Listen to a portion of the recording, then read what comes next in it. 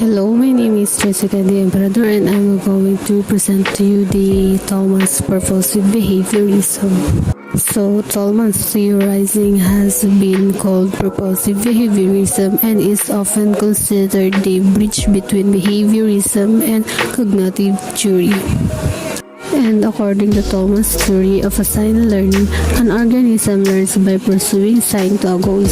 For example, his learning is acquired through meaning behavior. And Tolman's emphasized the organized aspect of learning. The stimuli which are allowed in are not collected by just simple one-to-one switch to the outgoing responses. Rather, the incoming impulse are usually worked over and elaborated in the central control room into an tentative cognitive line map of the environment. And this tentative map indicating routes and paths and environmental relationship which finally determines what responses, if any, the animal will finally make.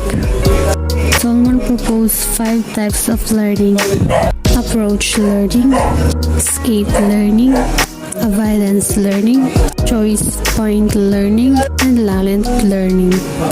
All forms of learning depend upon means and readiness. For example, is that goal-oriented behavior mediated by expectations, perceptions, presentations, and other internal or environmental variables. Tolman's version of behaviorism emphasized the relationship between stimuli rather than stimulus responses. And according to Tolman, a new stimulus becomes associated with already meaningful stimuli through a series of pairings. Then was no need for reinforcement in order to establish learning. And for this reason, Tolman's theory was closer to the connectionist framework of Thorndike than the drive reduction theory of Hall or other behaviorists. In application, although Tolman's ended his theory to apply to human learning, almost all of his research was done with rats and mazes.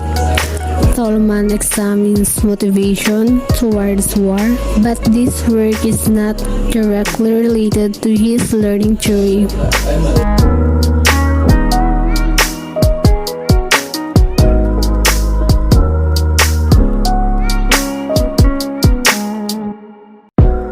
And we are now going to the principles. Learning is always purposive and a goal-directed. Learning often involves the use of environmental factors to achieve a goal. Finally, organisms will select the shortest or easiest path to achieve a goal. And now, we will now proceed to the information processing theory. Every seconds of every day, we are exposed to 1,000 stimuli. Our brain takes information through sight, sounds, smell, and touch. These are known as the senses.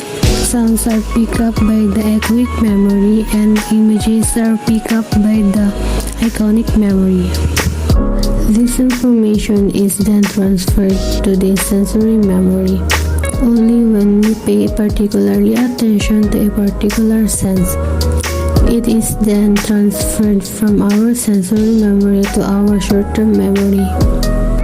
Our short-term memory contains information about what we see and hear in these present moments in time. The short-term memory has a very limited storage capacity and cannot permanently hold this information.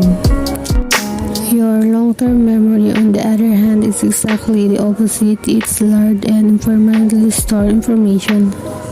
The process of getting information from your short to your long-term memory is called encoding. Encoding is when you create a connection between the memories you already have and the new memories you save. The processing of getting memories out of your long-term memory and back to your short-term memory for use is called retrieval. When our short-term memory experiences a large number of senses, it can become overwhelmed When this happens, we use a process called selective attention.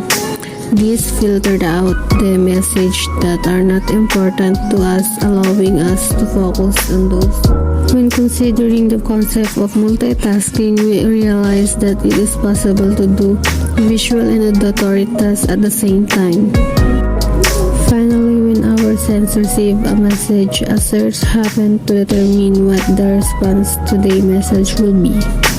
For example, when you bang your head, the surgeon response may be sit down or call for a help search, and the response organizes your action, telling your body exactly what to do. Feedback is received through observation to check if the response was effective. If you view a response as being effective, it will be then stored in your long-term memory for future use.